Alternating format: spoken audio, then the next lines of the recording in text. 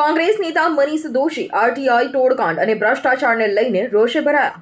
શિક્ષણ વિભાગનો ભ્રષ્ટાચાર સામે આવ્યો, જેમાં એક આરટીઆઈ એક્ટિવિસ્ટને મોટા લાખો રૂપિયા આ રીતે ઉઘરાવે અને મને એમ લાગે છે કે આ ઘણી ગંભીરને ચિંતા માત્ર આ તોડકાંડ નથી, તોડકાંડ એ તો મોટો છે જ, એની સામે તો ગંભીરમાં ગંભીર પગલાં લેવા જોઈએ, પણ સૌથી મોટી વાત કે શિક્ષણ વિભાગમાં વ્યાપેલો ભ્રષ્ટાચાર અને આ ભ્રષ્ટાચારમાં શિક્ષણની થઈ રહેલી અધોગતિ એ ગુજરાત માટે ચિંતાનો વિષય છે। ગામથી લઈને ગાંધીનગર અને શહેરથી લઈને સચિવાલય સુધી જે શિક્ષણ વિભાગ અને અન્ય વિભાગોમાં જે ભ્રષ્ટાચાર વ્યાપેલો એનો આ બેનમૂન નમૂનો વધુ એક આપણી સામે આવ્યો।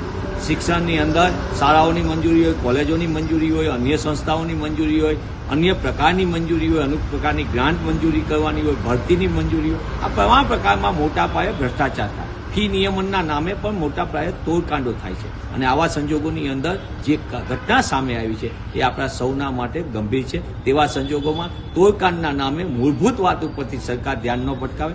અમારી તમામ માહિતીથી અપડેટ રહેવા માટે જોડાયેલા રહો S9 ન્યૂઝ સાથે।